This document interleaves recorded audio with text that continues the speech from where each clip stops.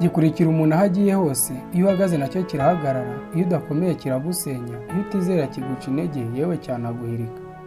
Ntacyo kibaye, ivane mu mwijima wo gutinya, ivane mu mubabaro, kuko byose bigushyira mu gicucu cy'intimba, kandi intimba ntiguha amahoro, ahubwo igutera kubura byose.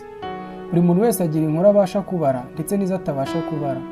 Buri muntu agira umunsi yicara agatekereza ku hahise he, ibyamubayeho ndetse n'ibyamuranze. Hari ibyo yibuka bikamukomeza cyangwa se bikamunezeza, ariko hari n'ibyo yibuka akumva agahinda karamwishe cyangwa se umubabaro ukaba mwinshi, akumva ntashaka kubyibuka, ariko rimwe na rimwe bikamuzamo nta n'uruhare yabigizemo. Ese hahiseho umuntu haba heza cyangwa habi, bigenda bite ngo hamugarukemo? Iyo hamugarutsemo se bwo hakorwa iki, cyangwa we yakora iki? Niba hahise hawe harabaye habi cyane, wenda ufite amateka mabi yakuranze aragukomeretsa, ariko kandi byange bikunde ni isomo kuri wowe ndetse no ku bantu bose bafite umutima n'amatwi yo kumva. Wahita wibaza ngo ni isomo mu buhe buryo?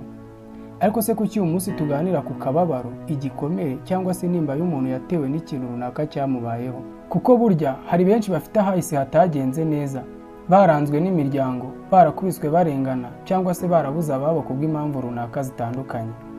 Icya mbere ukwiye kumenya ni ugufata ahahise hawe nk'indorerwamo y'ahazaza, ukamenya aho waguye, aho warangaye cyangwa se aho warenganiye, ukiyemeza kutazongera kuhagwa, kandi ukaburira n'abandi.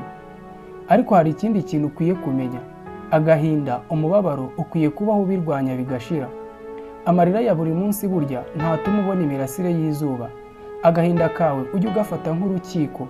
Burya iyo winjiye mu rukiko ufite ibimenyetso byose, byange bikunda uratsinda, kandi iyo uhagaze mu rukiko nta bwoba, nta gishyika, uratsinda. Ukwiye kwishima ukavuga uti ejo ni heza ubwo ngihumeka. Tekereza imbaraga wakoresheje n'uburyo wari umeze icyo gihe uri mwako kababaro. Ibuka igihe iyo nimba yawe yari ikiri yose, ubona inshuti zose zakuvuyeho, nta mafaranga kandi nta na kimwe usigaranye cyo kugufasha.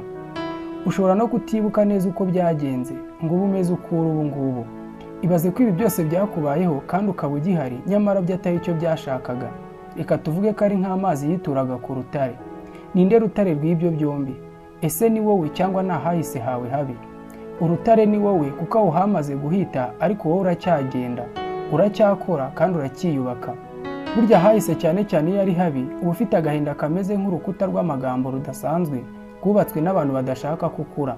Ariko iyo ubishatse urarurenga. Iyo uhagaze wemye uti ndiwo kandi sinzongera gutinya kubaho mukuri, uba witsinze. None urutare runyerera ku mazi cyangwa amazi agwa ku rutare, ubundi yo akanyerera. Niba uri urutare uyu munsi, mbese si umwanya wo kubohoka? Si igihe cyo kuvuga ukuri ukabwira ahahise ngo ndakomeye kandi ndakomeje?